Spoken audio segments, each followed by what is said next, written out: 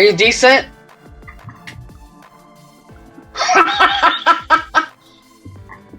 What's behind that? What's behind the magazine?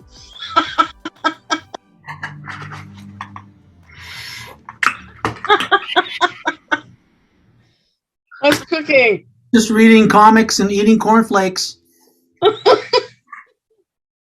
Okay, apple pie. How are you? Good. Good. I'm good. I'm glad to be doing something that's fun. Yeah. So everybody, before we go on, my guest today is Bruce Bahmani, who I've known since childhood. He's a dorage like me. Two veins run through our beings. One Iranian and one, yours is German. And German, Iranian, American. Yeah. I was born. I was born in America, and my mom is German, and my dad was Iranian. So there you have it, all three. Wow, fantastic! So it's kind of similar, to my background and the background of a lot of people that actually we went to school with. I know. Bruce is going to talk to me today about the history and the showcase of this beautiful comics books series that he created called Rostam. And it's the life of an epic from Persia of Rostam and Zal. So we grew up reading comics. So tell me, how did that connection come around?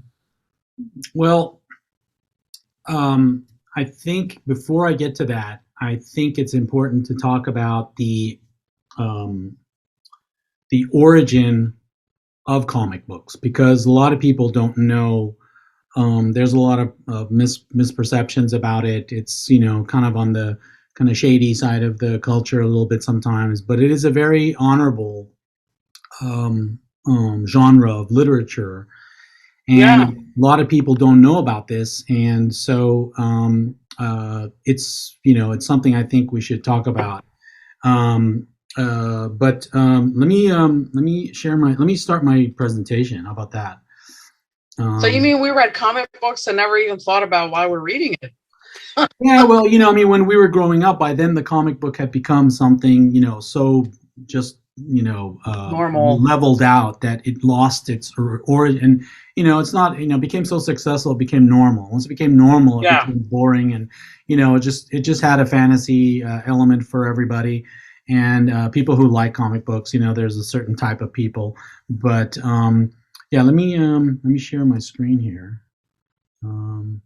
I guess it keeps evolving because now they have anime, graphic novels, and all this stuff. Let me share. Set me up so I can share you my screen. Oh, okay. I'm sorry about that. Yeah, screen. There, go. Okay. I just gave you permission to share. Thank you. Oops.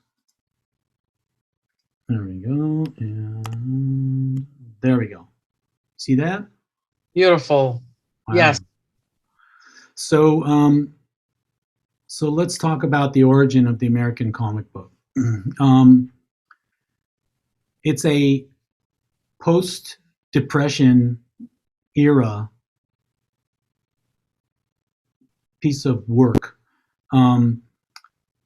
Everybody in America had lost their confidence in the Depression, in the crash, and the whole country was on the verge of just shock.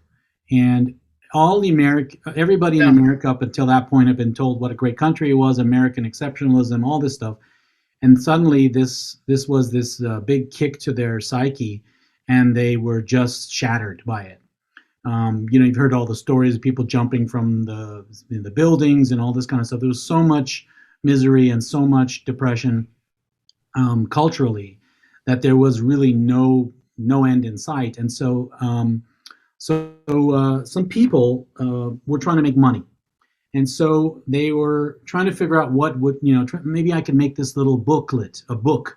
People can read it, and it'll give them some peace of mind for a few minutes while they read this little short story. And so they started to, and the guy that did that didn't have any money himself, so he was like, well, I got to sell something. Maybe I could sell this book. And so they came up with the idea to sell these little stories. And so when they were starting to figure it out, they realized that the people who were willing to pay, 10 cents or whatever for to read it, or sometimes it was even for a penny, um, they wanted to be taken away from the day-to-day misery, and they didn't want to have to deal with any of this reality. Take me away. Mhm. I don't want to live in this world anymore. I want to be taken away. And so that's where things like, you know the Flash Gordon come into play, Dick Tracy, Tarzan, and this other one on the right hand side is Prince Valiant. um, these were the primary comic books that really established the storytelling as an American genre. Flash Gordon, oh, can we? I don't want to live here. I want to live in space. I want to travel Uh-huh. They to have different planets, superpowers. and I want to have a whole adventure that has nothing to do with this stupid planet that destroyed my whole life. Dick Yeah.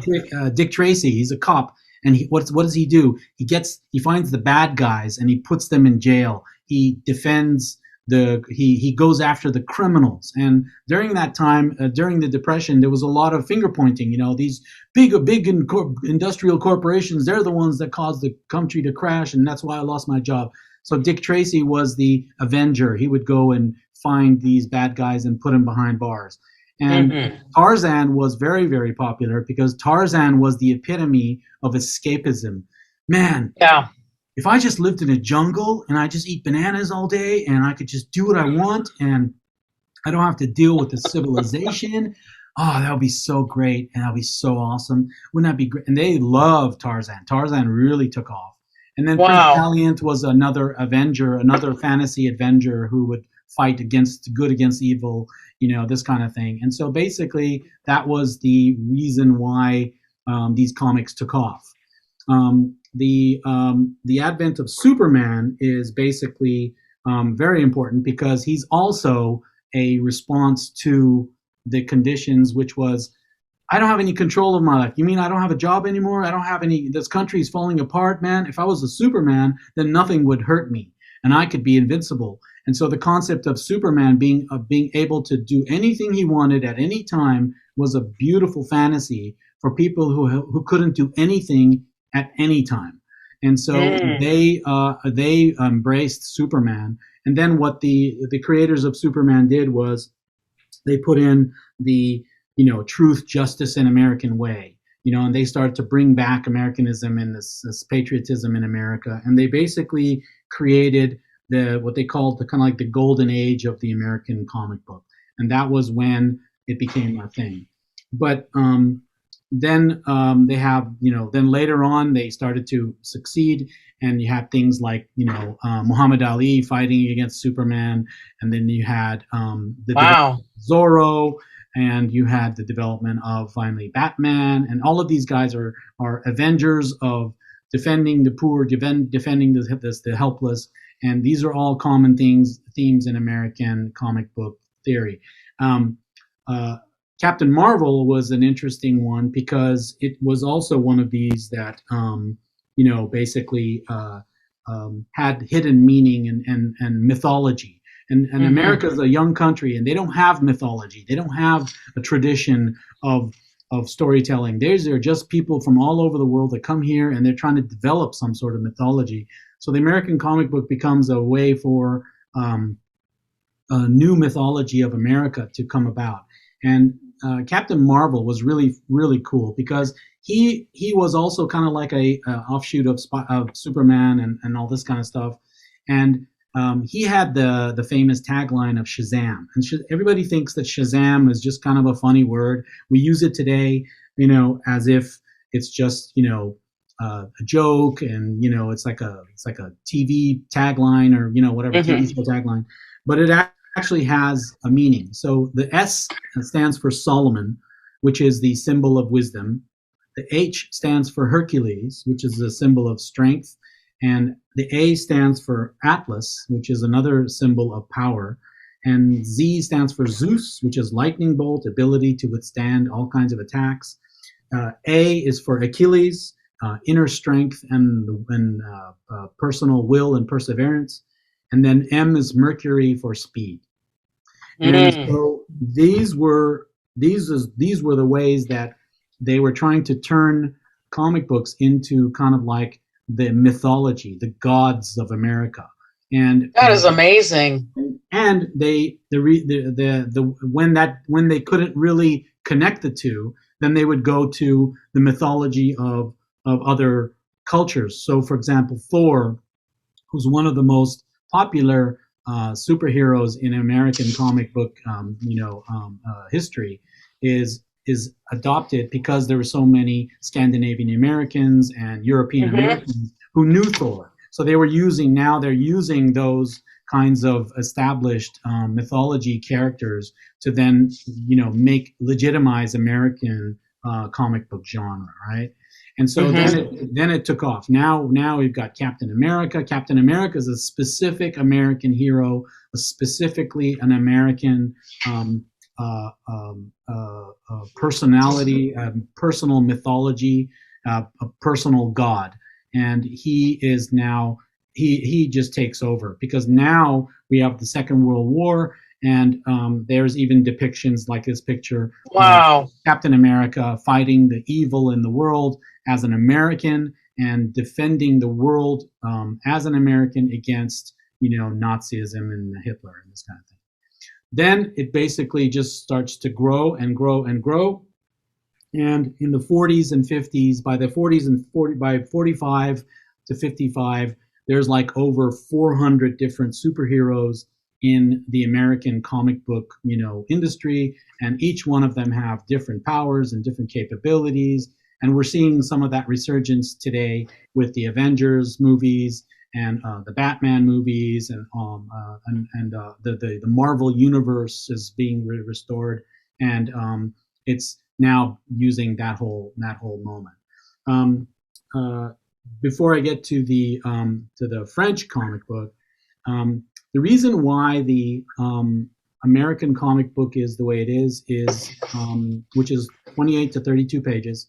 It has to be a maximum of 32 pages. It can't be many more, and it's not a 6.5 by 11. Or it's not. I'm sorry. It's not an 8.5 by 11, which is what you would think, which is a normal size piece of paper. It is a Mm. 6.5 by 10 cut, and that is not because of anything other than because when you fold it in half, it fits in your back pocket. Wow. And that's why the book is that way and that shape. It's a little bit odd shaped for today's paper size because we're used to going to the printer and picking up the 8.5 by 11, and that's our usual default size. But the comic book was designed to be foldable so that the workers, and during lunch hour when they're trying to make ends meet during the depression, they could fold it in half and stick it in their back pocket and then go back to work. And the reason for that is because it was designed for a worker trying to recover from the Great Depression. Now, Amazing. meanwhile, in France, they're also embracing the comic book genre a little bit differently, and the epitome of that is the Tintin, the Hervé Tintin series, and that's like France and Belgium and Europe, and basically that takes off. It's a whole different style. It's obviously, the Europeans do things differently, the Americans do things differently Hmm. than the Europeans, and so they have a more flat shape, but they have like incredible detail. And to that, and then that's like a high quality comic book compared to the American sort of design standard. And Yeah, it so, wasn't really as affordable either. right, it was high art, and Yeah. the reason for that is because the French obviously they do things a little differently, and they immediately accepted the French comic book as real literature, and it became so popular that the statistics are amazing. Like something like 1 out of 8 books sold in France is a comic book, is an anim is a cartoon comic related book. It's not Wow. just Camus and those kinds of things. So they're basically a huge deal, and they developed a very very large following.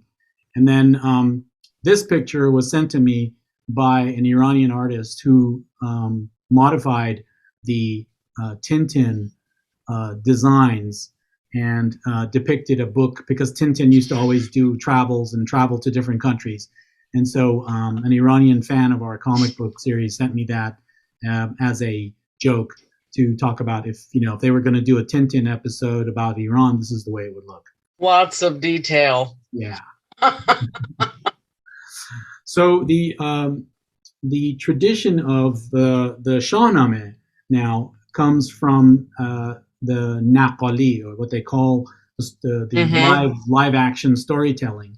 And the way this would happen is that people would memorize sections of the Shahnameh, and then they would go off and they would make money in towns and villages, and they would put up these big, huge tapestries and hand painted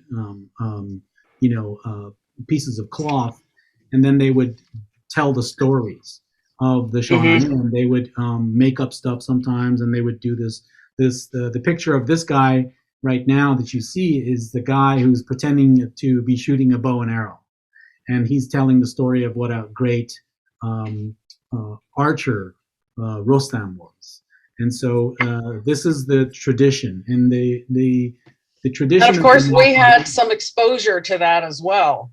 Yeah.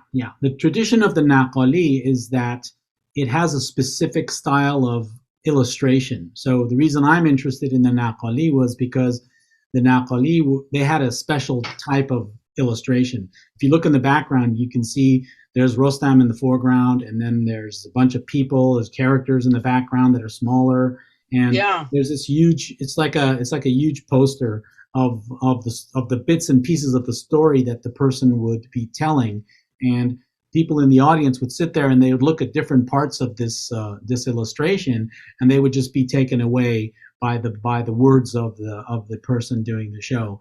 And this was what they were faced with. So there's a huge tradition of this type of illustration, and here's some more of it. I have a whole collection of these. So this is a story. This is a depiction of a story, and you can see Rostam is really big, and you can see he's using his bow and arrow. I like the way they kind of play with size, Yeah, I mean, I respect this tradition, but it was something that I specifically didn't like to do in terms of what we were going to do with the comic book once I got my idea. And but this is the tradition, and so you have to honor the tradition. But I'm not terribly keen on these things, but they are very valuable, obviously. And you can see that it's on a parchment, because you can actually see the wrinkles in the parchment. Wow. And, so here's another depiction. They're always like two-dimensional. They couldn't do 3D. Yes. And so they're still very intricate. Yeah. And they're very detailed, and because they want people to look at this and kind of be taken away with whatever part of the story the guy's telling, and let everybody see things that they want to see. So they put everything on there. And so there it is again and again. Yes. And you can sort of see, and these are all very, very popular and very, very famous. And so this is what I grew up with in terms of imagery about the Shahnameh, and specifically, the Rostam parts of the story, which are the most, fun parts. So the aha moment. The aha moment is a little bit of a story. When I was in Iran, I grew up, like you were talking about. We grew up reading, comic books and American comic books, and then when we went to school, we would be, studying Iranian classic literature. And the Shahnameh was front and center. Which comic books were your favorites back then? So I grew up reading Hot Stuff, Little Lotta, Dot, all the Harvey comics, because I thought those were fun and colorful. And then I liked Tarzan, Spider-Man, and Batman and Superman. And one of my favorites was the Rawhide Kid. This is the story of a red-headed gunfighter who was on the run because he was a wanted man, and so he would go from town to town to try to avoid getting caught. But then whenever he went to that town, there was always some bad thing that he had to help fight, and he would stop and help them fight the bad thing Ah, because. So he was kind so of he like was a wrongly accused. yeah, he was wrongly, and he knew, but he knew he didn't have a chance if he got caught. They would put him in jail. So he kept running away. But every time he came to a new town, he would solve a new crime or stop a bad guy or whatever. And so he was one of my favorites. And That's great. I Yeah, I tried to liked find. Archie. Yeah, of course. You like that whole Archie, Veronica Neil Betty. Bailey. Yeah. Veronica Betty and Archie and Yes. Jughead and all those guys. Wonder Woman, Richie Rich. Yeah, Richie Rich was great. I love Richie Rich. Richie Rich. Yeah. So we're on the Okay, so the weekends. aha moment. Yeah, we're on the weekends and we're just reading these comic books on the weekends because our moms are American and we're speaking English, so we got American comics. And then on the Yes. weekdays at school, we're studying classical Persian poetry. So one of my friends is Jamie Durari, and Jamie and I grew up in Iran together, and we used to read comics and talk about all kinds of typical things.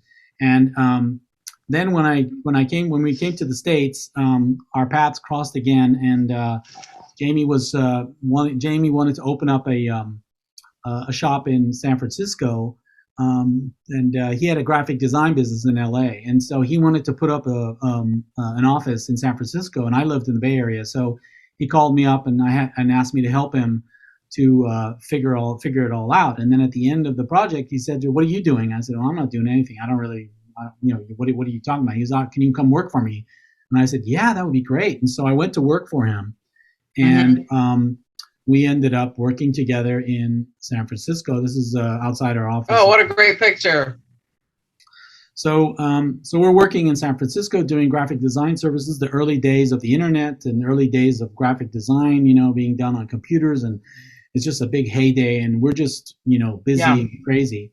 And so one day we get a request for a project by the Chamber of Commerce of Chinatown in San Francisco, and they want to do a anti-smoking campaign for teenagers. Mm-hmm. So they give us a call, and they said, "What do you think?" And so Jamie was like, "Yeah, this is a great idea. I have a lot of background in comic books, and I'm sure we can do it."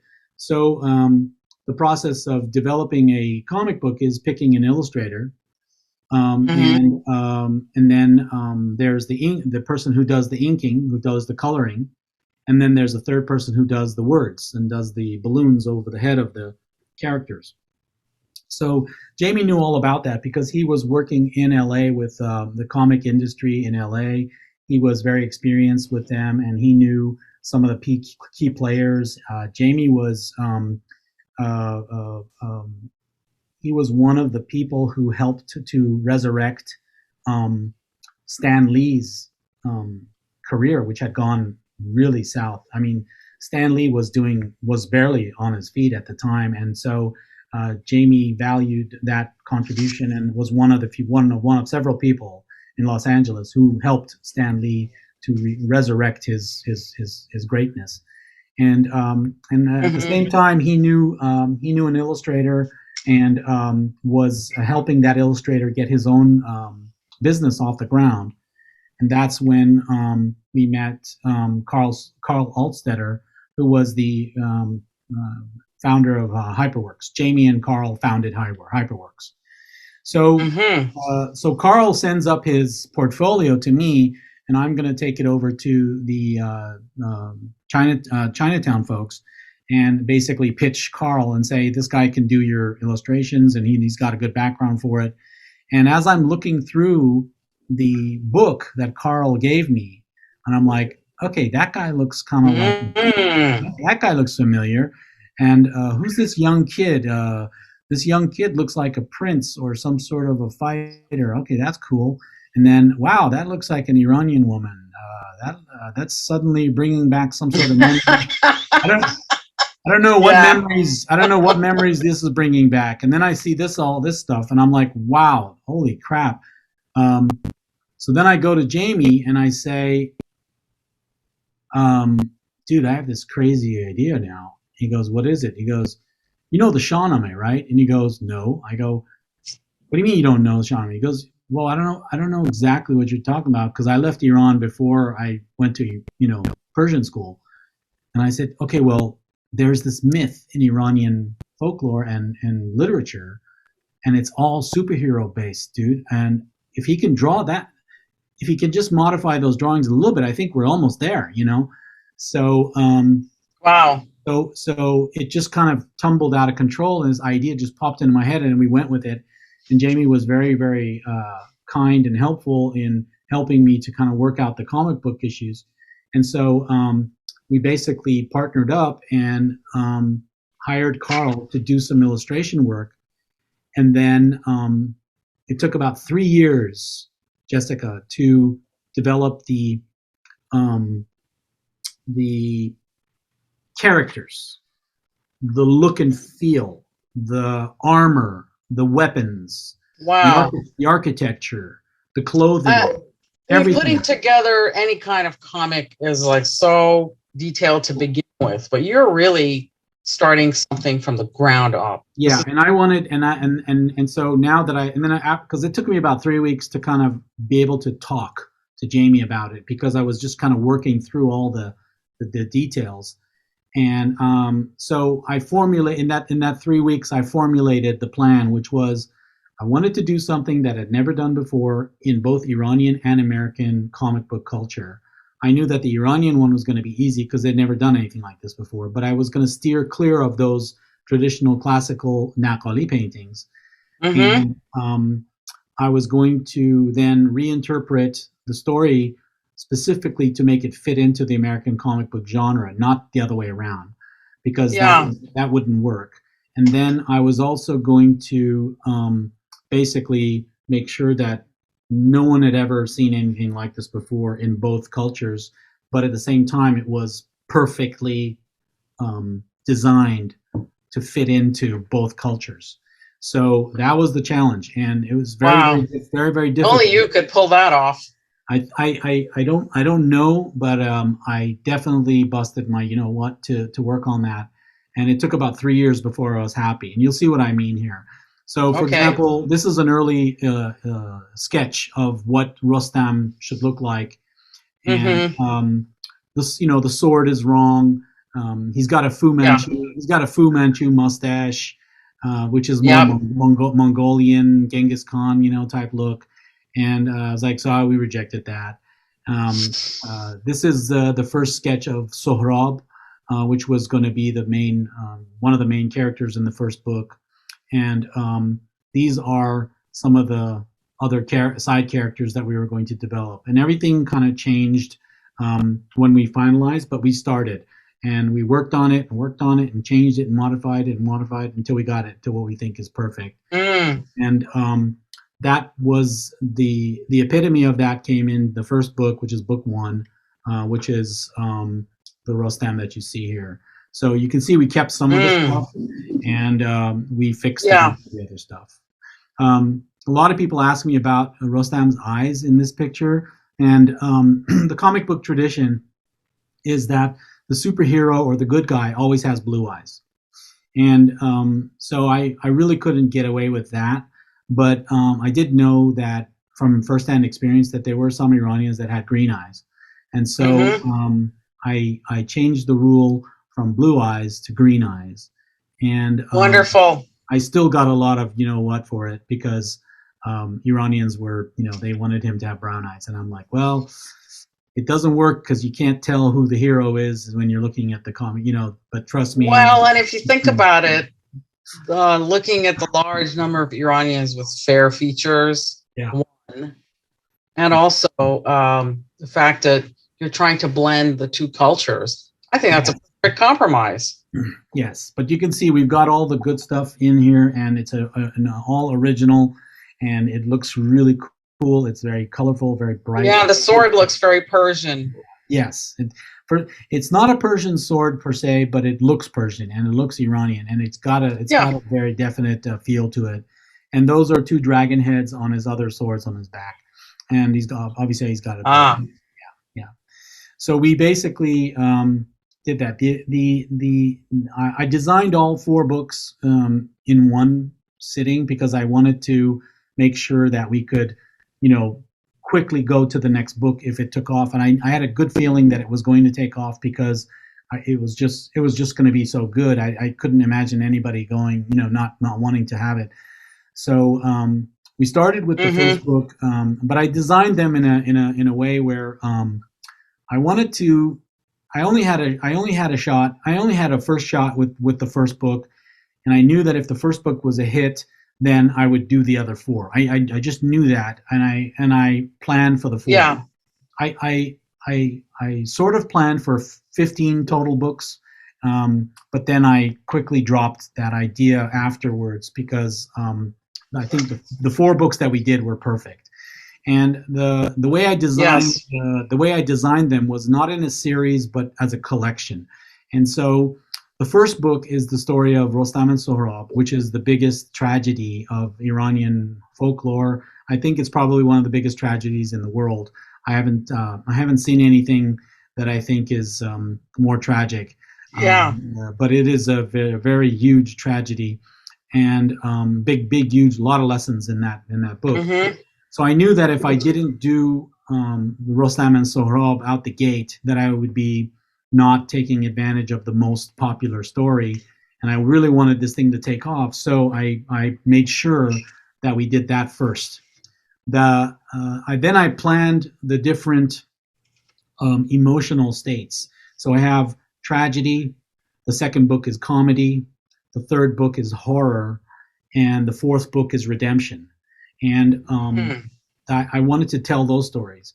But the reason I'm showing you this picture right now is because I also wanted to make sure that we depicted Iran in a way that was non-stereotypical, and that's why I basically I call it my Colorado design because I Mm-hmm. wanted to make Iran look kind of like Colorado to everybody, and Yeah. that is a fair depiction of Iran because Iran is mostly, especially in the places that people live, it's very mountainous. It snows. It's a lot of trees Yes. and greenery. It's not just Arabian deserts and sand dunes. And so Yeah.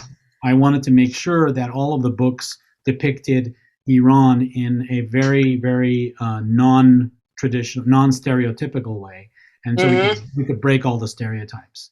And so that's why these pictures are all lush and green and mountainous, and basically it's Colorado in your mind, right? And so Yeah. so that's the other thing. The other thing I did with the four books was I wanted to depict the seasons. So each book has a different season. So there's winter, spring, summer, and fall. And basically, we showed the Iranian landscape and the Iranian nature in those scenes.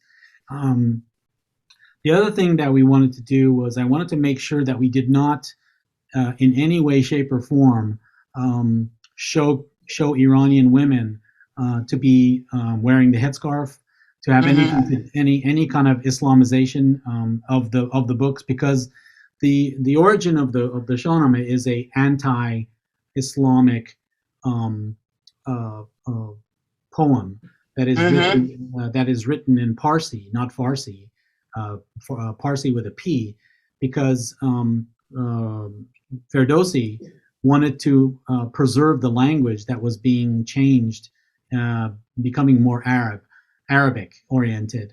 And so that's why the entire poem is written in Parsi. Um, the Shahnameh was created by Ferdowsi, and the translation of the Shahnameh is the king. I call it the king's letters, but they say letters of the king or letters to the king or letters from the king. But I call it the king's letters, and it's Mm-hmm. basically just a collection of stories there where there's always some sort of king involved. And this book was written over 1,000 years ago. Um, it consists of over 60,000 verses or stanzas, if you want to look at it in terms of Yeah. American poetry. And it took Ferdowsi about 35 years to write. Um, Unbelievable. the Amazing. yeah, the best story I've heard. I don't know which one is true, but the best story I heard was that a one of these local regional magistrates um, hears about Ferdowsi's ability to write and calls him into the court and says, "You're a pretty good writer. Why don't you write me a poem?" And then Ferdowsi at first says, "No, it's not worthy," and all this stuff. And then the guy sort of picks up on the fact that Ferdowsi is kind of hinting that, and it's not that I don't want to write a book, you're just not worth it. And so the magistrate says, "I'll pay you 1 gold piece for every stanza that you write." And then Wow. Ferdowsi said, "Oh, really?" And he goes, "Yeah, 1 gold piece for every stanza." He goes, "Yep." He says, "Okay, I will do so." And then he went away and he worked on this for 35 years, came back, and then handed the guy the book and said, "Okay, you owe me 60,000 pieces of gold." And apparently that didn't sit well with the magistrate, who was kind of like a corrupt local politician. And Ferdowsi knew that. And that's why when he wrote the book, it was full of all kinds of stories about this imaginary king who's really corrupt and really stupid and really dumb and doesn't know what he's doing and all this stuff. And he was basically making fun of the magistrate and getting away with it, and then having the guy have to pay him.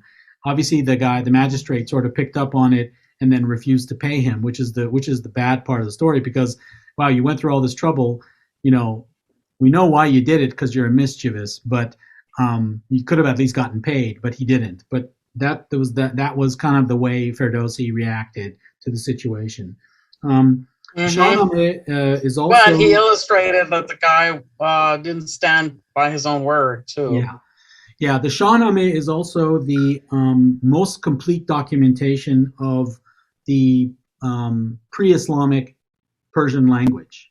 So it almost has all the words in it, because Ferdowsi wanted to do a preservation. And so he put in all the words that are ever used in Parsi, some of which we have forgotten today, a lot of which we don't use today because we speak Farsi, which is an Arabic version of Parsi. And so he Yeah. preserved the language in this book at the same time, as well as defining a wonderful world of fantasy and of adventure, symbolism, metaphors for everyone. It was just a wonderful way to do it, and I picked up on that when I started to do the translations and started to do the research on this. And there's a lot of political and social commentary in the Shahnameh that still applies today. And I said, wow, we gotta. It would be cool if we could try to keep that in there. So that's why I kept all those things in there. So we have little touchstones in here that are very politically Mm-hmm. sort of targeted, and obviously because of the situation. Interesting. Yeah. So it's we did a little bit of mischief ourselves with this book, and Yeah. And of he, course, we had to change the name of Parsi to Farsi because there's no there is letter. no P in Yes. Arabic language. Exactly. Yes. Yep. And which is really bad for Pepsi Cola. So Or pizza. yeah. The one thing that I learned along the way, so now I'm sort of immersing myself in Shahnameh lore and all that stuff, but I want to draw your attention to the amulet in this picture. It's a gold amulet on the second frame. Remember, Mm-hmm. remember that amulet, okay? That's a critical Mm-hmm. piece of information. So so I'm researching the Shahnameh. I'm trying to get caught up and reestablish my knowledge base based on what I knew from Iran. And the Shahnameh is very is so deep that if you're not careful, you can drown in it. It is Yeah. it becomes a whirlpool of existentialism, and Yes. it starts to demand answers to questions that you might not be ready to handle. And so I was, because at first I was kind of just go grab a translation, and just be done with it. But Yeah. I realized that it wasn't going to work because I had to go through this journey on my own. And what I did instead of using the translations, I just basically relied on talking to Iranian uh, Shahnameh experts. One of Interesting. the definitive best translation of the Shahnameh into English is the Dick Davis masterpiece. Uh-huh. But I took one look at that and I tossed it out immediately. I was like, okay, that's not going to work for what I want to do. But if And why anybody, was that? I just didn't think. I think he got hung up on the translation and didn't wasn't able to really transfer the meaning in a way that Ah, non-Iranians could understand. very interesting. It is I can't really criticize it or anything like that. It just wasn't working for me, and I Yeah. wanted something that I could use to do. So I kept running out of translations to look. I look at German translations. I use my mom all the time, and I was like trying to find different translations that I could maybe find the magic key, so I could just copy and paste, kind of thing. But I couldn't find it, so I had to dig through myself. I had to reread the Shahnameh, and this is what happens when you go down that rabbit hole. To this day, I'm still kind of like messed up over it.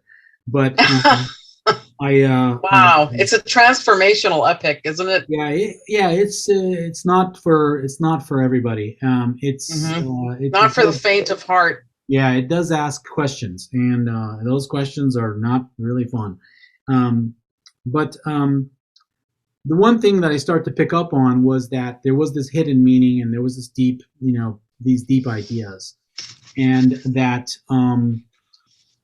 for example, Ferdowsi depicted Rostam, the main character, the hero, as this giant with superhuman strength, and that I was like, oh, that's just like Superman, perfect. This will work great. And he's also invulnerable; he can't be killed. Um, he only has one job though, and that job is to defend Iran from enemies, Hmm. foreign and domestic. It's But like Captain America. exactly, and I'm like, okay, that's that, check box two. And Yeah. uh, his loyalty is often betrayed by the king, who is always portrayed as a buffoon, as a simpleton, as an idiot, someone who's easily distracted, and someone who is always fooled by people who, blow smoke and tell him how great he is, and they're meanwhile trying to undermine his kingdom, Uh-huh. and that jeopardizes that jeopardizes Iran, and that requires Rostam to come and save Iran. And so Rostam is constantly saving Iran from these kings that are just constantly putting it in jeopardy. And so so I start to wonder, wait, so is Rostam really a person, or is he supposed to be a metaphor for the embodiment of the entire people of Iran? Are we all together Rostam? Because it's our job to, when our foolish kings manipulate us and get manipulated by evil and jeopardize the country, it's up to us as Iranians to come and defend Iran, or to protect Iran. And That's very interesting. that's kind of what Rostam is doing. And he's too big to be a normal person. And why is he so big? It just always bothered me why he was such a big guy. But That might have been what Ferdowsi had in mind, actually. now now you can see how messed up you can get. There's another part where which was very interesting, and I'll show it to you later in some of these other pictures. Is that Ferdowsi, when he talks about the dragon as a character, it's not clear if he's talking about a dragon, or if he's um, if he's depicting the um, there was an allegation that he was misogynistic, and he didn't like Uh-huh. women, and he didn't like women because he felt that women were manipulative and all that usual garbage. And so he depicted the dragon and talked about the dragon as if he was talking about a woman, and Mm. it's very confusing. And so I talked to some Shahnameh experts, and the jury is mixed. It's half of them say, "Oh yeah, he totally didn't like women," but that makes sense because you really can't trust women. And I'm like, whoa, dude, uh, Right. what's up with that? And so the sexist, misogynist Iranian men that I talked to, who were Shahnameh experts, seemed to accept the depiction of the dragon as a woman. And then there was a half that said, no, it's just a dragon, dude. What do you think? Are you crazy? I'm like, I don't know anymore. Maybe I'm starting to get crazy. But so there's that whole element. And then so as you can see, there's a lot of what I call the WTF baggage in the Shahnameh. and Mm-hmm. and depending on who you talk to and how you read it, it can be a little bit upsetting. Um, the one thing Well, it's that a true work of literature, but distilling it to something that just grabs us like a comic book is so difficult. it burnt me out big time. But so I wanted to do the Rostam and Sohrab story because it's the biggest tragedy in Iranian literature, and I think the world. I don't think there's any case of this. And I'm gonna put out a spoiler alert in case anybody doesn't know about this, but everybody does, so I'm not really worried about it. So I'm going to spoil this whole story here. Um, Rostam has a child unbeknownst to him, and as you would expect, he um, the child is as strong as Rostam. Mm-hmm. And because after all, his daddy is a big, huge hero, so why would the son is just as heroic as his son? And so I really wanted to point out that there's really not much about Sohrab except that he is depicted as this really handsome character, and so we really worked very hard to make Sohrab as good looking and really cool as possible. So the picture on the left is our final depiction of Sohrab. And Mm-hmm. I think it came out. I mean, I've shown it to a couple people, and they go, "Wow, this is an awesome picture." Um, Yeah. and remember, I have to say, having read the first volume, and I can't wait to read the other three, um, the art and detail is just magnificent. yeah, yeah, I was blown away. yeah, Carl did a really great job. The colorists that we All of had were you. top of the line. I mean, Jamie did an amazing job of delivering on this project because he brought the right people. I was just focused on story and vision, and Jamie was, doing all the heavy lifting. And so he deserves so much credit for this because he kind of, I, it was hard at first because he had no background in it, but he picked up on it so well because I think he had something inside him, the Iranian side or whatever, that helped him to kind of guide himself through the journey he took on this. But Mm-hmm. I was really just focused on story and trying to get the final product to look the way we wanted it to. And Jamie was a critical element in this. Mm-hmm. Um, So uh, coming back to this epic battle here, mhm. father and the son, was there something you wanted to say that I think I interrupted you? Well, basically, the tradition in the Western culture is that um, you know the old die off and the young take over, and Yeah. the old gives in to the young, and the past hands over the mantle to the future. And in this story, it's the opposite. It is the message is that if you don't pay attention to your future, you could kill it, and you could destroy your Mm. own future if you don't put aside the petty things that you're dealing with today and think about the future. And this is a warning by Ferdowsi to everyone, and he was trying to get the attention of everybody. And I think he just came up with the most horrible idea ever, which is Mm-hmm. which is a father killing his own son in battle, Yeah. and Unbeknownst to him. unbeknownst to him. And uh, when Rostam is so angry at trying to kill Sohrab because he totally doesn't understand who he is, and Sohrab is basically trying to find his father, and this pesky warrior is in his way. So they're both fighting extremely hard, not knowing that they're trying to find each other, and they didn't know that. So the total misunderstanding of who is whose dad, and it's so Mm-hmm. tragic because at the end when Rostam finally kills Sohrab, because this is a battle that goes on for days, and at the beginning Sohrab has the upper hand and even wounds Rostam almost fatally. And Rostam, because he's invulnerable, he's like, "This is the hardest I've ever been killed before, and I may actually die this time." and then he wills himself back onto the battlefield, and then through a through his skill and experience, Yeah. he was able to subdue and kill Sohrab, and he doesn't and he then comes to respect him as a warrior, because that's the way Rostam rolls, right?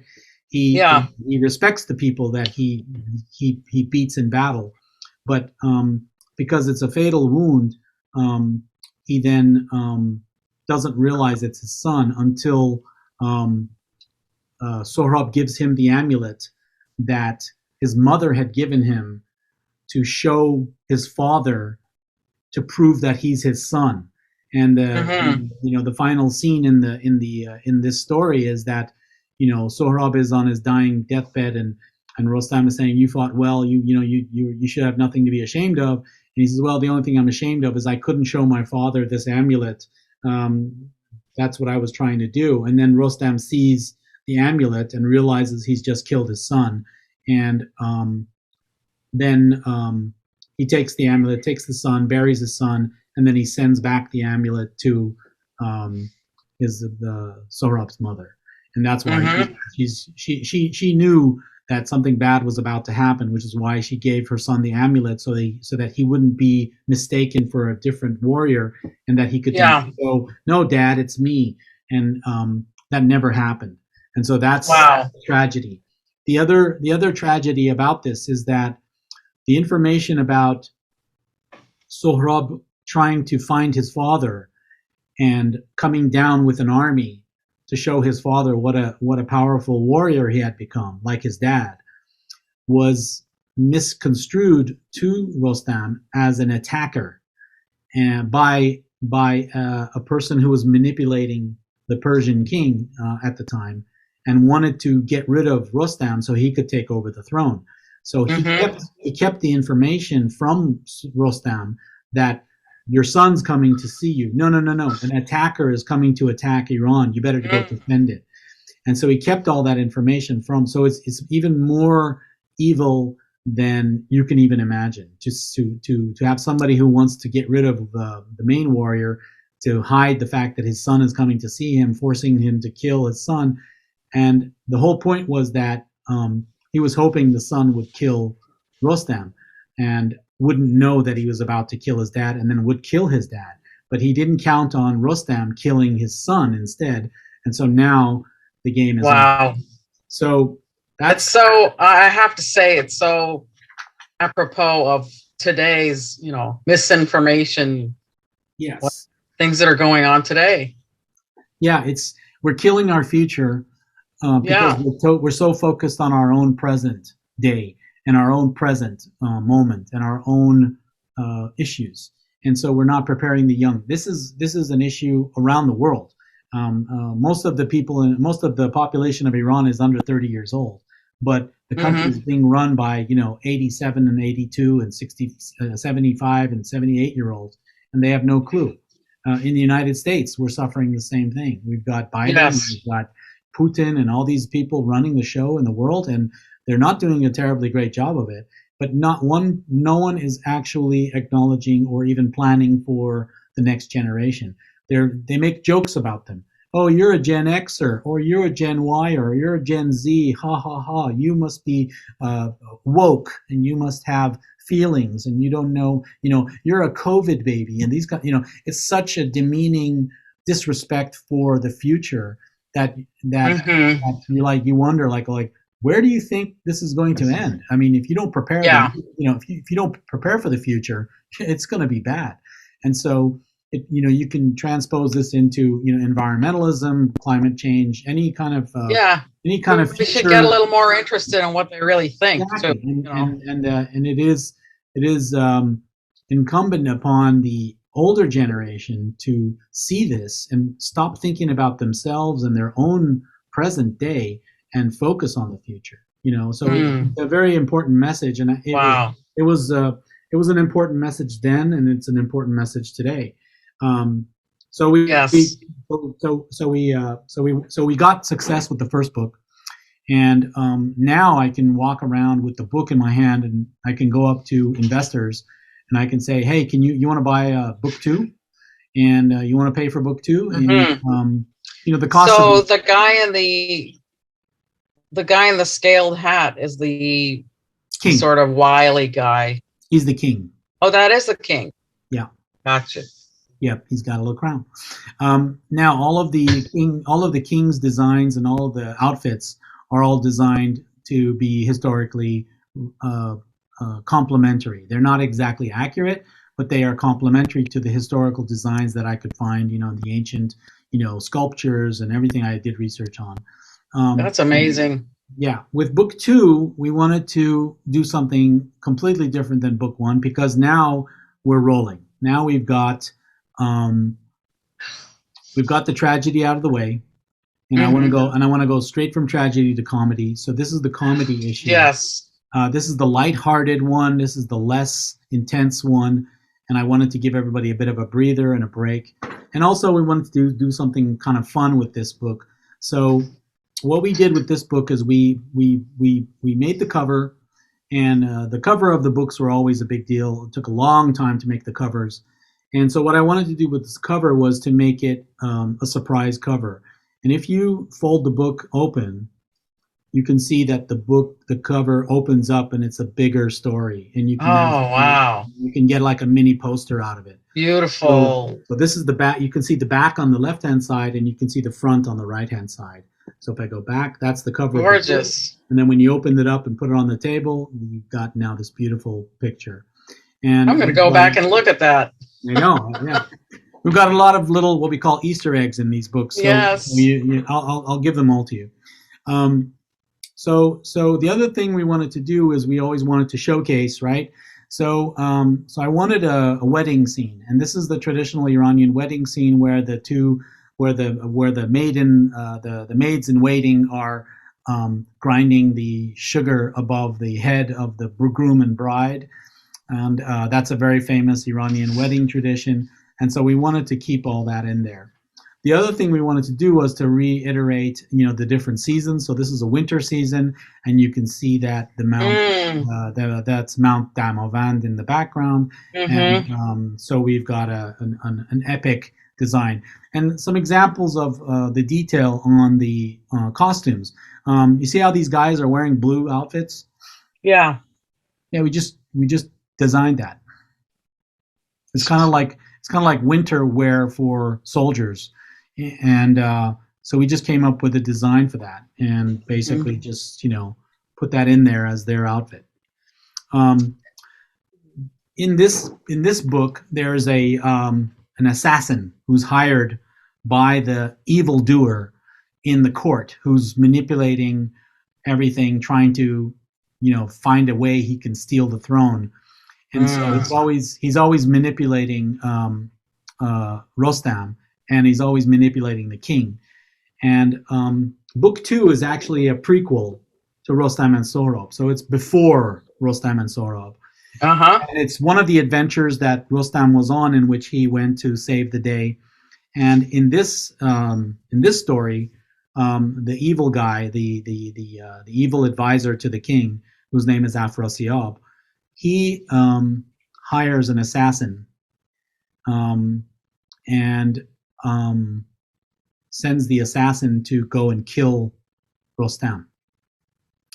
And when I got to this part of the book, I was like, okay, I had some questions about where I was going to go with the story, and I needed to get some answers. And so I um, started to look around for experts on Iranian sort of historical geography and things like that.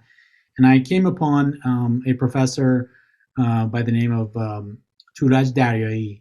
And Turaj is a noted expert on Zoroastrianism and ancient Iran, pre-Islamic Iran. I mean, this guy knows everything you could ever imagine about Iran. And so I talked to him over the phone and got my question answered and all that stuff. And he was like asking, so what's this for? I said, oh, I'm trying to do this thing. And he goes, oh, wow, that's great.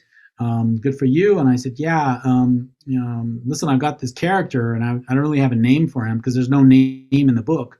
I was thinking I would kind of give him a name. Do you want to be in the book? And he's like, oh, I would love to be in the book. I said, I said, so do you want to be a good guy or you want to be a bad guy? He goes, oh, I want to be a bad guy. I go, I know you do. And so this character, which is the assassin, the famous assassin that tried to kill Rostam, his name is Turaj in honor of Dr. Daryai, who helped so much with the book and gave us so much validation on the details that we're trying to do. Um, so Amazing. So this is it. You can see my favorite part of this is his eye patch. I like the gems on his sword. Yeah, yeah. We that once we start to play around with that, we put gems everywhere. Mm-hmm. So here's an epic battle, and you can see how we're doing the comic book now. We're not doing straight boxes. You know, the boxes are they have different angles to them. Yeah, different shapes. And also, if you look down, you can see Rostam's sword comes out of the box on the left hand. His left-handed sword is outside of the box, and his right-handed, the hilt of his sword is sticking out of the box. Wow. And, so we and also the way the backgrounds are, you know, kind of like they have gradients. They're not just white paper. It's like it goes light to dark, and so there's light effects happening. So now that's a real sense of dimension there. Yeah, it gives it makes it pop. Yeah. The other thing that we did with the comic books is that we printed the comic books on premium paper.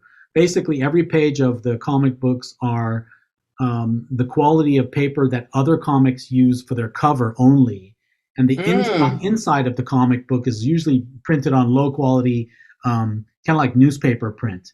It's not. We printed the entire comic book on cover quality pages, so the pages are glossy. The ink is beautifully bounced off of the gloss, and the books are just stunning. And that was the only part that we deviated from the format, because we just couldn't bring ourselves to make something cheap. So of course, we just basically went for it, and I think it paid off. Here's another 2-page spread, and you can see the way the angles of the framing are, and you can see how, for example, we just put one little triangle and put the eyeball in there, and it depicts the whole horror of the scene, of the battle scene, just perfectly. And it's very emotional too. Yeah, it's action, and so that was book 2. Book 3, now we're getting into, we got to go back to the sequel to Rostam and Sohrab. And so I skip ahead after the worst disaster imaginable. And how's he going to recover? What the hell is going to happen? How do you pick up where you left off? And what are you going to do? And in this book, we introduced the Div. The Div is the satanic character that is always pulling the strings behind the scenes and is always trying to undermine the real world from the underworld. And we needed to depict the Div in a way. I wanted to depict the Div in a way that was very cool, and very, very attractive as a character, in order to make it more scary. Traditionally, the Shahnameh, and this is where I get into I didn't really appreciate the traditional artwork of the Shahnameh, the Naqali designs, because they didn't really do a good job of showcasing how evil and truly, demonic the Div was, in my opinion, because they were just kind of making it like, oh, don't worry, it's not real. I'm like, well, no, it has to be real in order for the story to work. You can't just say, no, the kids will get scared. I'm like, well, yeah, it's probably the kids shouldn't be. That's the point. The whole point of it. Yeah, exactly. So I'm like, no. So I didn't want to do that. So we went, crazy on the Div. And that took a long time because we had to really find what we were looking for. And I think it came out better than I could hope. Here's an example of the Div in the traditional Naqali. And these devils and these minions of the devil are ridiculous. I mean, Yeah. they look like stuffed animals. I mean, I don't. They look like college football mascots. I don't even know what this is. They're not very scary. Yeah, and meanwhile, the rest of the characters look perfect, and then they've ruined it by putting these little, laughing hyenas, and I don't know what this is. And Yeah. so I was like, this sucks. This is not going to happen when we do the comic. So we then worked on the div, and here's how a comic book is created. First, you illustrate it and pencil, and then you ink it in black, and then you color it. And Uh-huh. obviously, all of that now is the pencil drawings are done still in pencil on paper, and then they're scanned in, and then they're inked on computer. But they used to be inked with these very high quality ink pens. But then, because of digital computers and things like that, you can now do a better job when you put it on the screen. So they scan them in, and then they do them. Some of the good illustrators now are using these tablets and pencils on tablets and doing their illustration that way. But Interesting. but we did ours old school, and we only scanned them in after the pencils were done. So the pencils were done, and then once you've got the pencil, the final product looks like that. That is amazing. Wow. And you can see the div looks very Very cool. sinister. Yeah, Yeah.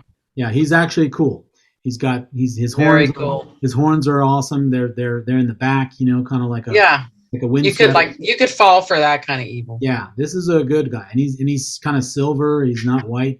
The traditional div is white, and so we Ah. made him silver in order to give it that sort of bit of a boost. Yeah. There's the one of the minions of the div, and the div doesn't do his own dirty work for him. Obviously, he sends out his minions, and in this case, he wanted to make sure that he could beat Rostam, because he had an opportunity to take out Rostam, and so he sent down the red div. This is a red div that was as big as Rostam was, to make sure he could get the job done, and Wow. that's how this turned out. Oh my. That's magnificent. Yeah, Interesting. yeah. This is where having a good color artist helps, because Yeah. they put all those shiny spots on there and all the different metallic look to it, and he just does such a good job. Amazing. Then here we have the dragon. So I wanted the dragon to be unlike any other dragon before, and I'm so happy that Game of Thrones just went with the normal dragon and didn't copy our dragon, because now our dragon is still unique, and you haven't seen Still number one. yeah, you haven't seen a dragon like this before, and so we purposely designed the dragon with a different approach. There's no wings, there's no tail, there's no, it's just an animal that's just so frightening, and Yeah. this is how that turned out. I like the spiky neck. Wow. Yeah, it's almost like he's got a bad skin, or he's got Yes. big zits or something, like big pus filled blisters or something like that, and all those veins Yes. and things like that. Yeah, and so we didn't get into anything about the misogynistic allegation. We just depicted the dragon as an element of the div's attempt to kill Rostam. Then one of the things that we did with the books was we always dedicated the back page to some sort of charitable, some sort of related activity, or something to do that we could do. And we usually just described the process of making the comic book. But in book 3, I was able to connect with some people in Iran who were dedicated to preserving the Asiatic cheetah, which is the only cheetah in Asia, and it lived in Iran, and it was endangered. And so Yeah. so I thought, wow, that would be great um, to um, to have that cheetah as the last page, and then put in a little bit of support for the organization, and then tell the readers where they could go to help the cause. And so then by now my son is is starting to get into he's a very good illustrator himself, and he starts to draw. Uh-huh. As are you. Yeah, he's like about 9, 10 at this age, and he's just fascinated by this project. So I told him, I said, I need you to draw me a cheetah. He's like, what? And so he drew the cheetah, and I put the cheetah in the book. Oh, that's awesome. So that's my son's cheetah. Julian, Yeah. love it. So now we get to book 4. And book 4 is redemption, right? So we're trying to do Yeah. redemption. And now I'm like, I can go anywhere with this storyline. And we decided to do, I really wanted to do redemption because I wasn't confident that we were going to do many more after this, because it was just taking a toll on me, and also um, uh, it was enough. I was like, Mm-hmm. I never really wanted to write the whole Shahnameh in comic book form. I just wanted to kind of stir the water a little bit for everybody. This is a passion Boy, project. you sure did that. Yeah, you can't sometimes you can't come back easily when you go down Can't this beat it. rabbit hole. um, but one of the things we wanted to do was kind of do a prequel to an origin story, is what I meant to say, of Rostam. And the origin story of Rostam is very, very, very strong, because Rostam is um, born to a white-haired father, and we don't know if it's an albino father, or but he's touched in some way, and is got this shocking white hair from day one. And that's the father of Rostam is Zol, and Zol is um, basically banished from his father's um, uh, life because of the white hair. And the father was like, I don't know why, but I just don't feel like I could trust you. You're gonna have to go. And so he kicks his son out. And again, it's a lot of other people talking about Zol in a bad way, and the father doesn't know who to trust. And so then Zol doesn't feel he should defend himself, so he finally leaves. And before he leaves, he has a son, which is Rostam, and Rostam remains in the grandfather's care, which is Som. And Som, who is Zol's father, who is Rostam's grandfather, then takes care of raising Rostam. Mm-hmm. So the redemption part is that in the end, um, Zol comes back and reunites with Rostam, and then they are, best friends forever. And one of the things that we had to do in the book was to deal with the magical animal of the simorgh. And Uh-huh. the simorgh is often misrepresented as the phoenix Yes. by a lot of people, but it is actually more of a what they call like a griffin, Uh-huh. which is a combination of an eagle and an animal, and it's like a huge, it's like a big thing in Yeah. you know it when you see it. Like a And gargoyle. yeah, it's an evil character that is kind. And I never understood why they would make something so ferocious be kind, other than I think it was that Ferdowsi was trying to break stereotypes. And he said, just because the animal looks like it's evil doesn't mean it is evil. And it can be kind. Yeah. And so he But basically, it's special. it's like a guardian animal, or it's like a totem animal. I don't know. I don't Ah, know. I don't want to say. yes. I don't want to say spirit animal, but it is. It is. It is exactly like Zol's spirit animal because it constantly takes Hmm. care of him, comes back in his life many times to help him when he needs help, and he's got magic feathers and things like that. And you can see the shadow in the bottom left-hand corner of the, Ah, yes. and that is the the little telltale Hmm. for Iranians who go, oh, I know that animal. That was on the Iran Air tail. Yes. and Precisely. that's where they got it from. So anyhow, Zol is banished from the kingdom, and Rostam is raised, and then finally they reunite, and that's the end of book 4, which is essentially the beginning of um, the story of Rostam. Um, so when we did this project, word got out pretty quickly, Mhm. and one of my friends in Iran mailed me a letter and said, "Hey man, good job." I go, "What are you talking about?" He goes, "Yeah, you're in the paper." I said, "What do you mean I'm in the paper?" That's a good paper to be in. He says, They put a full color page of your book in the Hamshari, which is the number 1 newspaper in Iran at the time, and Yeah. so they did a whole spread, and you can see they put all the characters and everything, and they put all the all everybody's picture, and they put It's everything. And beautiful.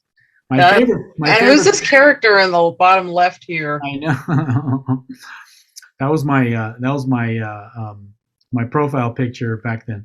But the my favorite part was that they completely misinterpreted the project, but I didn't blame them because there's so much animosity between Iranians inside Iran and Iranians outside of Iran that I wasn't surprised that they didn't contact me to get a full breakdown.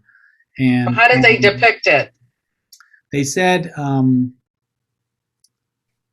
they've they've they've they've adapted the our biggest treasure into the American comic book like Spider-Man and the Hulk. And I'm like, Spider-Man and the Hulk? Okay, but no, we didn't. It's Yeah. not. That's not what it It is. was misunderstood. Yeah, yeah. And I'm like, you know, so I didn't say anything. I couldn't really do much, but I contacted the writer and I had a chat with him over the phone. I said, look, you should have called me. He goes, well, I didn't think I could. I didn't think you would take my call because you know how you guys don't like us. I go, who said Wow. that? Who said we don't like you? Yeah. We don't like the government. Who said we don't like you? So Hmm. so the thing that I'm most proud of though is that in the biggest newspaper in Iran at the time, in full color, is the Shatarak and the Voy Nane frame in the bottom All right the hand corner. exclamations. Yeah, he got that. I don't know if he meant to do that, but he got that Easter egg in there, and I Oh, thought, think he meant to. Yeah. I doubt it. So so now we have all kinds of Easter eggs in these books. We have traditions Hidden that are gems. yeah, we have traditions that are Easter eggs. We have little jokes that are Easter eggs that only Iranians know and can figure out. But mostly it's the words and the sayings and things like that. So we have, Hmm. like in this example, Shatarak and Boinane.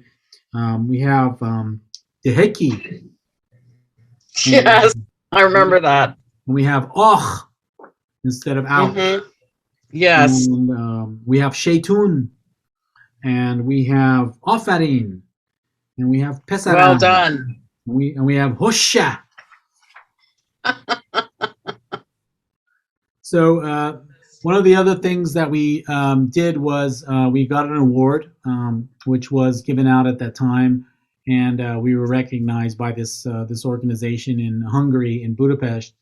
And so we went out to visit, and they gave us the award, and we were one of several people chosen that year for excellence in their field: music, film, dance, all kinds of stuff. I was on the same class as Sattar and Wow. um, and Omid Jalili, Oh, the comedian, which he was is so great. it's so good. Yeah, he's such a nice guy, and one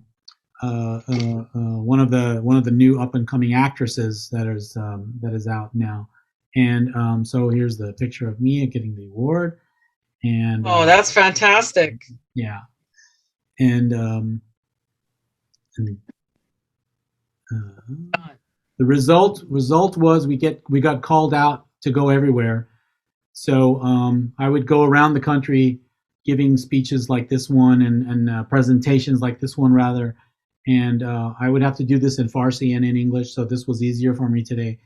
But we would then be doing all different groups, book signings, and the kids would come up and we would say hi to Hmm. them, and we would sign the books for them, and it would just be mobbed, and the youth of the Iranian youth were just so thrilled because they could finally, showcase their culture to their American friends. Finally, for there's one thing I Yeah. can show them that is very And they similar, saw themselves in this comic book, right? essentially. And they could defend it.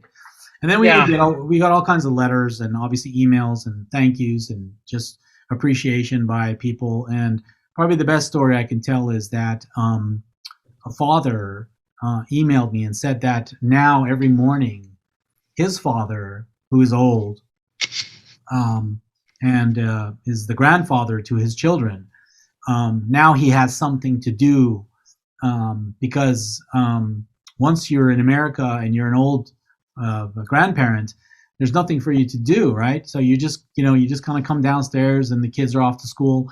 And so he says now my father now sits with his grandchildren before they go to school, and he tells them another part of the story of the Shahnameh. And Fantastic. so the In a format that interests them, you know. yeah, the comic books have had started a dialogue with families in the United States where now the older generation had something they could do. This is something they could deliver to their grandchildren, and so then we got, it went around and a lot of people appreciated it. So you know what's interesting is in somewhat altering this tradition, you're actually also preserving the tradition. Exactly. And also you're giving Iranians in America a connection back to their origin and giving them pride. And it's not just about Persepolis and ancient Persia anymore. It's actually something that you can actually put up against Western mythology. And Yeah, it fits perfectly within that. Like, Rostam could easily be one of the Marvel Avengers.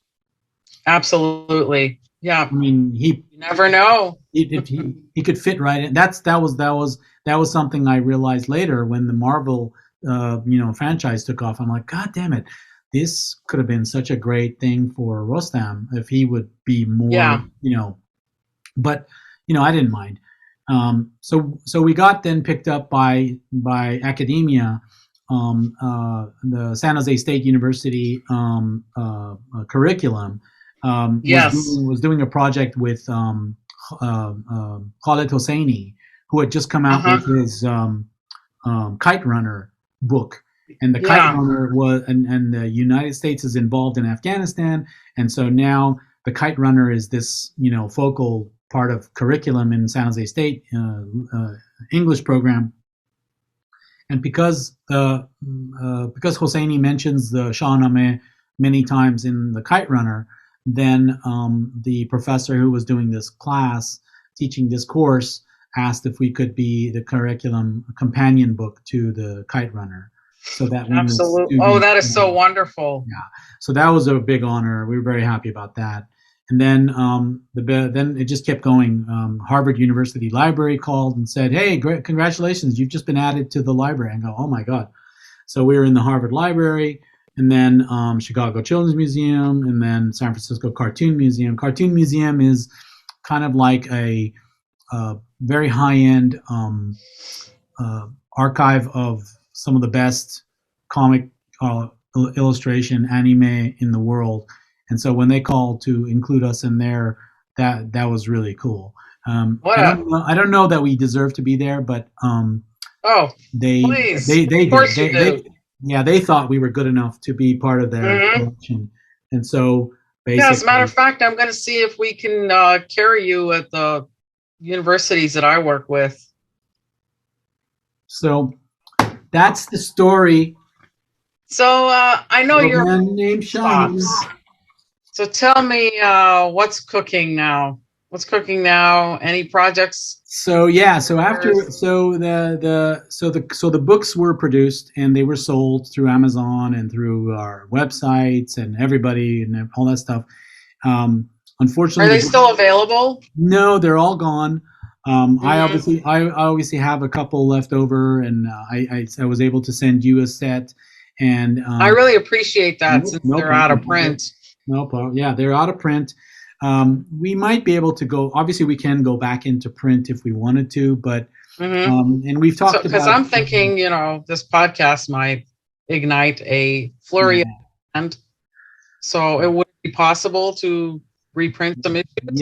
we can totally. We have all the files, obviously, so we can just Uh start it huh. up again. Um, but um, but yeah, So how much would the whole series cost, do you think? well, one of the things that we always talked about, because we have other stuff that can go into it, and we were thinking of making more of a compilation collectible Uh book, huh. and I think that would be very good because then I can include all the pencils, I can include Wow. Yeah, post, like the complete mouse, you yeah, know? I can give them posters. I can do creative illustrations that didn't make it into the book. We can do a really good job with the compilation. We just put all the books together in one collectible One print, volume. and then just sell it hardcover or something like that. So Yeah. we've been kicking that around. At some point, we might want to Well, do that. I can ask my viewers, my followers on Facebook if they want to Yeah, just yeah, we can. send Yeah, their we might email be. address. Yeah, we might be able to do like a limited run, a limited Yeah. edition, and have everybody prepay. I don't know. We can figure it out. But Yeah. but So yeah, it's been a while, so I thought we would talk about it, and you didn't know about it, so I thought it'd be interesting for you. absolutely. So I know you're always working on other things. Is there anything you're working on that you want to talk about? Oh yeah, yeah. Mm-hmm. I'm working on a very exciting project actually. It's Uh-huh. as you know, I'm a writer and I like to write and but I've never written a book. I've done mostly blogging and I used to be really active on Irania.com and things like that. And I always mapped out books that I wanted to write one day, and I've always been busy with work and life and kids and everything. My kids are all grown up, and my work is yeah, Congratulations.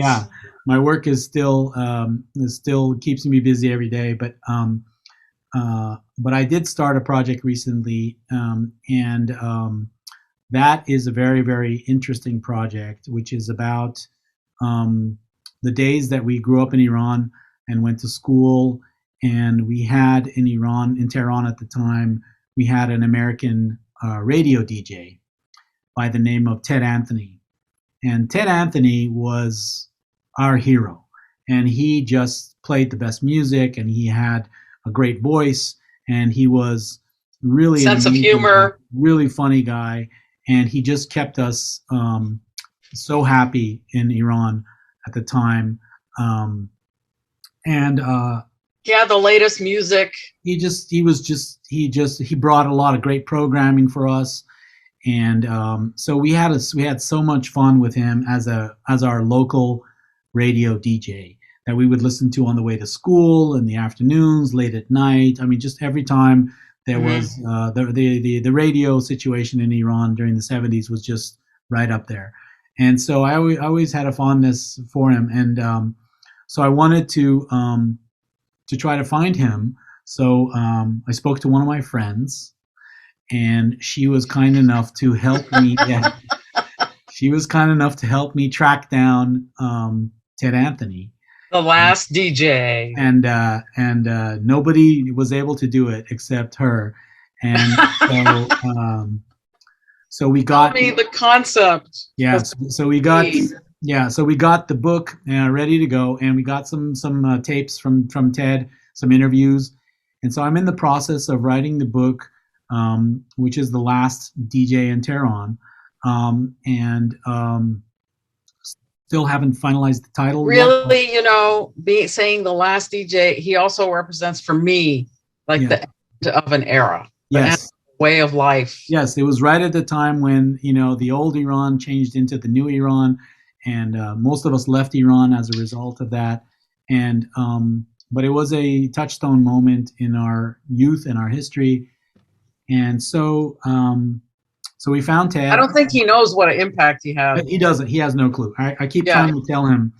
So I've been working with Ted for the last couple months or so, and we've got the book ready. The book is on its way. We're working on finalizing edits and doing a bunch of stuff on it, and hopefully we can have another one of these when we get the book out and available for people to buy, and then even get Ted on to do one of these. And we have some media stuff that he did in Iran before things ended there.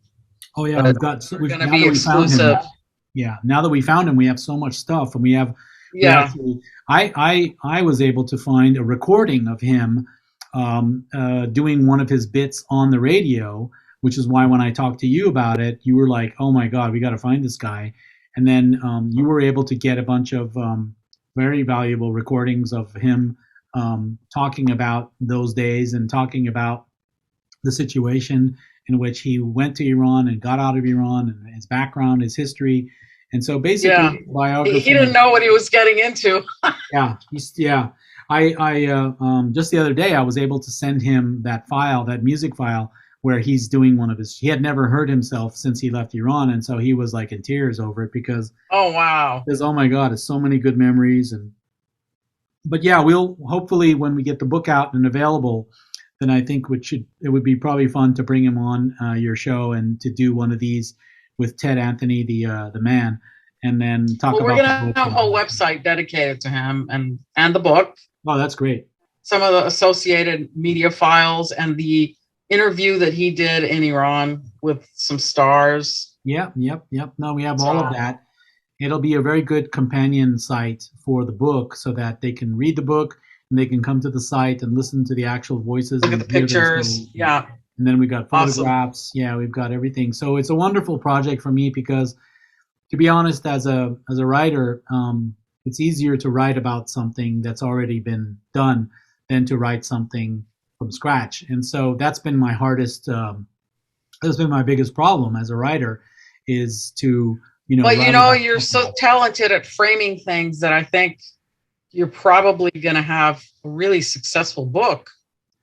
Hopefully, yeah. I'm not. I'm just trying to knock it out of my list of things that I want to do before.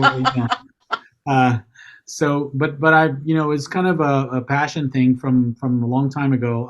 Like most, Iranian kids, I didn't pursue what I was really good at. I pursued what I was kind of engineering, law. I was kind of raised to do. Yeah. And that messed me up a lot. But now at this age, I'm sort of reached a point in my life where I don't have to really look over my shoulder. I don't have to worry about what people think, and I can just kind of follow through on some of these things that I always wanted to do, but never had a chance to do. So.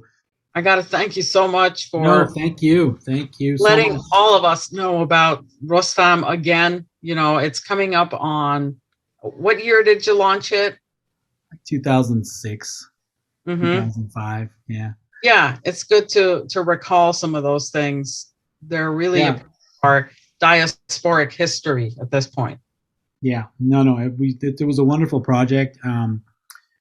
Jamie was amazing, and I couldn't have done it without him. Hat tip, Jamie. Hats off to Jamie. Yeah. Actually, you should talk to Jamie one day about his journey. I would love to. He's a world champion fencer. Yeah. Yeah. I didn't know knew him that well because our parents were friends, so we grew up in a different context. No, he's awesome. I was pleasantly surprised. Yeah, he's one of my favorite people of all time, and he's just so generous and so gracious. But he's an animal with that sword or that foil or that. I have never seen him fence, but I can't imagine. He's amazing. He's like a whole different animal, and he's in super shape, and he's just such a great guy, and just so kind-hearted and so generous, and Yes. And we had a lot my of fun with this impression is project. that he's always looking for the next great thing, to bring to people in his Yeah, yeah, speeches and his he's a work. really really great guy, and his Very good. mom and his family, his whole family and mom and everybody, they're just so dedicated to Iran, and all this kind of stuff. Yeah. Yeah, they're fine people. Yes. All right, All so right. we'll call it a Thank you day so for much. today. Yeah. Have a good Go back to afternoon. the cornflakes. Back to eating cornflakes and reading comic books. Yes. See you soon. Okay. Nice talking to you. Bye. You too.